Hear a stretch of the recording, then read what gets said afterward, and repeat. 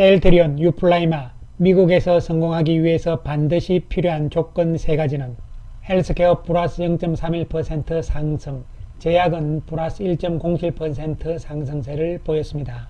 셀트리온만이 약세를 보였는데요. 하지만 아래 꼬리를 달면서 낙폭을 좁히는 모습이 연출이 된 것이고요. 헬스케어는 소폭 오름세긴 했지만 음봉의 모습이었고, 꼬리를 달면서 역시 낙폭을 좁히는 모습, 제약은 몸통이 작긴 하지만 양봉의 모습으로 마감이 되었습니다. 세 종목 모두 최근 조정세가 지속되는 모습이고요. 자, 단기적으로 이제 바닥이 어느 정도 형성이 된 것인가, 이러한 부분에 대해서 살펴보기로 하고요.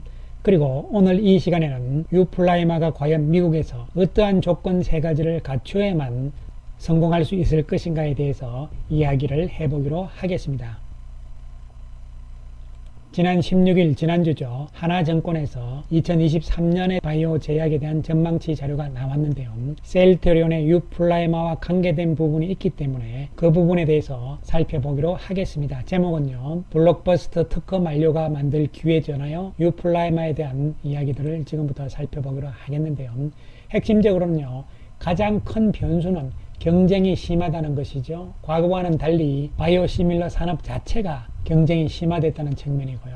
10개의 시밀러가 승인이 됐거나 승인 예정에 있잖아요. 이에 따라서 과연 10개사 가운데서 미국에서 살아남을 수 있는 휴미라의 바이오시밀러는 과연 뭐가 될 것인가, 이런 부분이거든요. 그러기 위해서는 하나증권에서 이야기는 가격 경쟁력 그리고 차별화 전략이 중요하다, 이렇게 이야기를 하고 있는데요. 이 2가지 외에도 중요한 한 가지가 더 있는 것이죠. 먼저 현재 휴미라 바이오시밀러 가운데서 유럽에 출시가 되어 있는 것들을 살펴보게 되면요, 오리지널 휴미라가 있고, 그 다음에 유플라이마가 작년 2분기에 들어간 것이고요. 암제비타, 이뮤날디 이외에 시밀러만 봐더라도 이것이 6개 제품이 지금 유럽 시장에 출시가 되어 있는 상황이다, 이렇게 보시면 됩니다. 차별화 전략 측면을 봤을 때는요, 구연산이 제거됐느냐, 이건 X표가 좋은 것이죠. 바늘의 크기가 어떻게 되느냐, 이런 부분들이고요.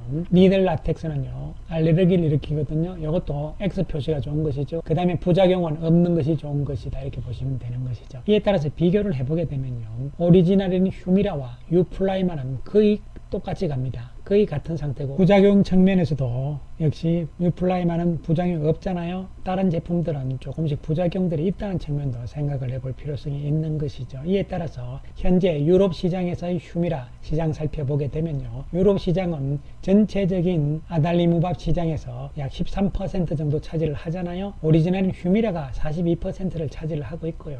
암제비타가 19%, 임날디가 16%, 그 다음에 이런 순서로 되어 있거든요. 따라서 유럽 시장은 퍼스트 무브, 즉 선점 효과가 상당히 있었다, 이런 측면으로 볼 수가 있는데요. 미국 시장은 내년에 거의 동시잖아요. 물론 가장 빨리 출시되는 것이 내년 1월 31일 날 암젠의 암제비타가 되는 것이죠. 유럽에서도 바이오시밀러에서는 1등을 차지를 하고 있는데요. 그런데 약점들이 있죠. 왜냐하면 저농도란 측면이 있고요. 알레르기를 일으키는 라텍스가 포함이 되어 있다는 것이죠. 어쨌든 퍼스트 무브이기 때문에요, 이점은 가질 수 있을 것으로 보이는 것이고요. 그리고 대부분 7월 1일 날 출시가 되고요. 그 외에 7월 31일, 9월, 11월 이렇게 있는데요. 조금 늦게 나온 부분들은 사실 경쟁에서 조금 문제가 있지 않을까, 이렇게 보고요. 어쨌든 간에 그 다음으로 나오는 것이 7월 1일 날 삼성 쪽에 하들리마잖아요. 하들리마는 고농도입니다. 그리고 라텍스도 없고 구연삼도 없습니다. 상호 교환성에 대해서도 임상을 지금 진행을 하고 있는 상태잖아요. 차별화 측면에서의 경쟁력, 이런 부분은 우위에 있다고 볼 수가 있는 것이죠. 또한 저농도이긴 하지만 베링거 인겔하임의 실태조는 상호 교환성이 승인이 이미 받은 상태잖아요. 그래서 이런 부분도 생각을 할 수가 있는 것이고요.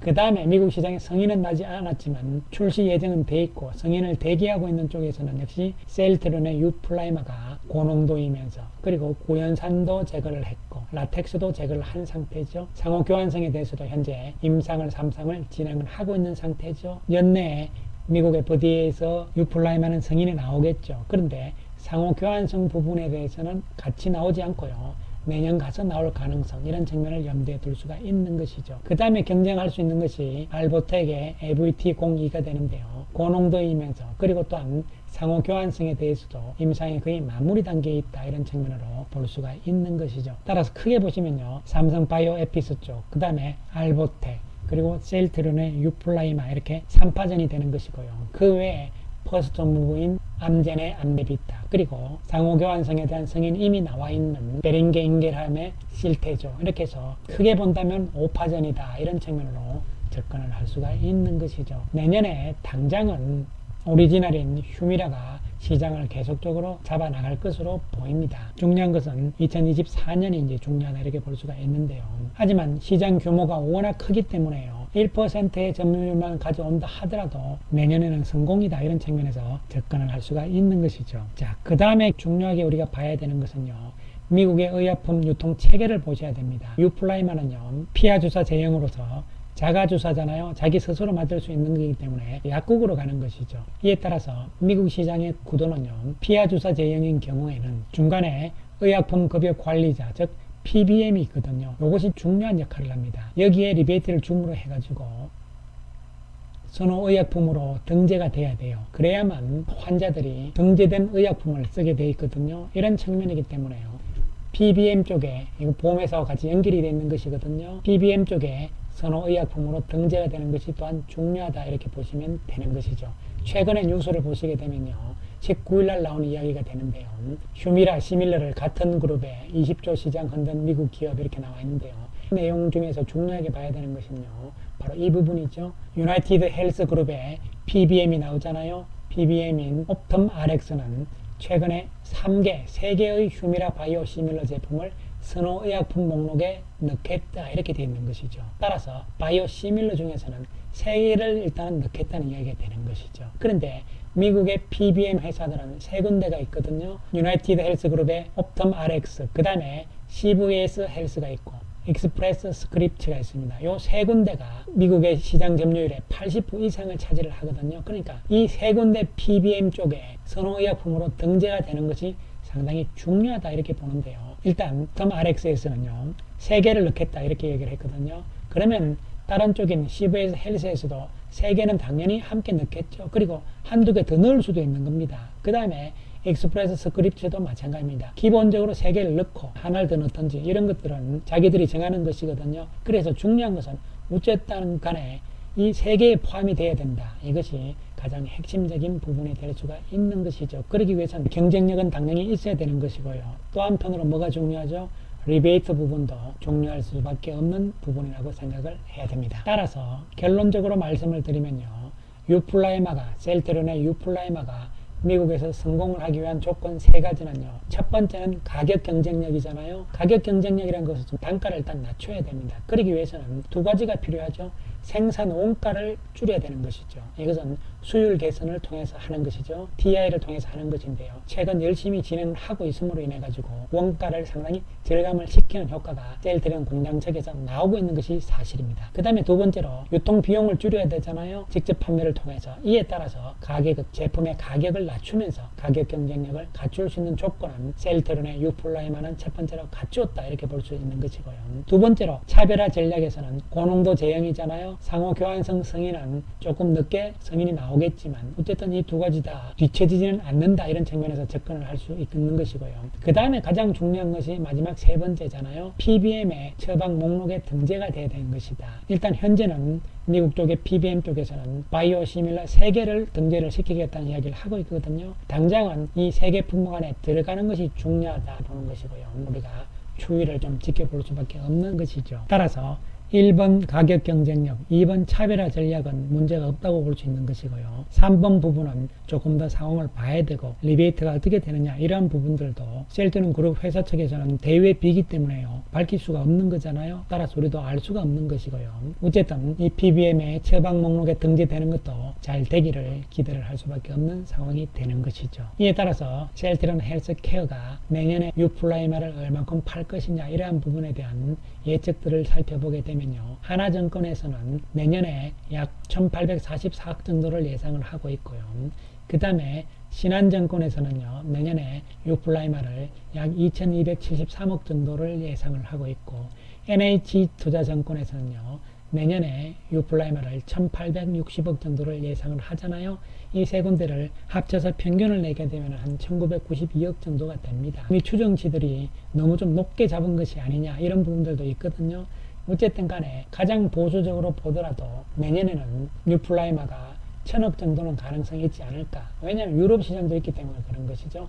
이런 측면을 보수적으로 볼 수가 있는 것이죠. 따라서 앞에서 말씀드렸던 가격 경쟁력, 그리고 차별화 전략, 마지막으로 선호의약품으로 등재, 이런 부분이 완벽하게 이루어진다면요, 의외로 기대를 좀 해도 되지 않을까, 이러한 부분도 말씀을 드릴 수가 있는 것이죠. 내년에 셀트리온 그룹에 대해서 전체적으로는요, 내년 1분기에도 괜찮게 보고 있습니다. 그리고 2분기도 상당히 좋게 보고 있고요. 3, 4분기 역시 좋게 보는데, 특히 7월 달에 미국에서의 유플라이마, 이 부분이 중요한 부분으로 이야기를 하고 있는 상황이다, 이렇게 보시면 되는 것이고요. 중요한 것은 그러면 4분기엔 또 어떻게 되느냐. 왜냐하면 3분기에 우리가 조금 실망을 했잖아요. 그런데 4분기에 대해서 살펴보게 되면요, 신한 측에서 나온 자료가 되겠는데요, 별도 실적을 봤을 때 3분기 대비 매출은 증가하겠지만 영업이익률은 비슷할 가능성이다, 이렇게 뜨는 것이고요. 연결로 봤을 때는 매출액은 3분기와 비슷할 것이다, 그러나 영업이익률은 좋아질 것이라, 이런 이야기를 하고 있는 것이죠. 따라서 4분기에 대한 실적도 3분기보다 나쁘지 않다, 긍정적으로 볼 수가 있다고 말씀을 드릴 수 있는 것이죠. 물론 여러 가지 이유가 있지만 최근에 주가 하락의 이유도 어떻게 보면 3분기 실적에 대한 실망감, 이런 부분들이 아직도 일부는 작용을 하고 있다, 이렇게도 볼 수가 있는 것이죠. 결론적으로 4분기에는 큰 기대는 아니지만 3분기만큼은 가능성이 있다, 이런 측면에서 생각을 하는 것이고요. 그 다음에 내년이 중요하다, 이런 측면에서 접근을 해나가 주시기 바라겠습니다. 셀트리온 오늘 외국인들이 40억의 매도 우위를 보입니다.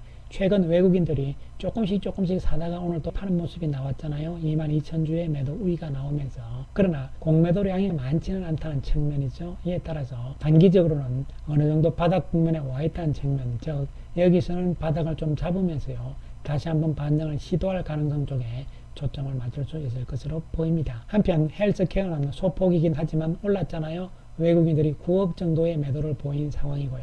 14,000주 매도입니다. 그러나 기관들이 26,000주를 매수하는 모습이었죠. 역시 헬스케어도 여기서는 이제 바닥을 다지는 국면에 들어갔다고 볼 수가 있는 것이죠. 한편 제약은 외국인들이 4억의 매수입니다. 단기적으로 같이 좀 빠지는 영향이 있는데요. 그러나 제약도 이제는 바닥을 굳혀나가는 과정으로 해석을 할 수가 있는 것이고요.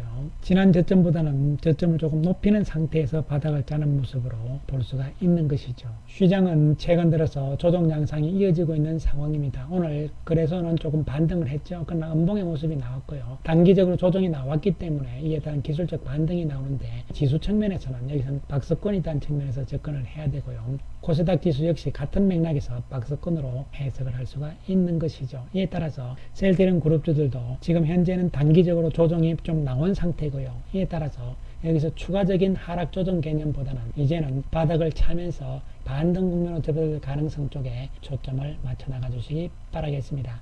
감사합니다.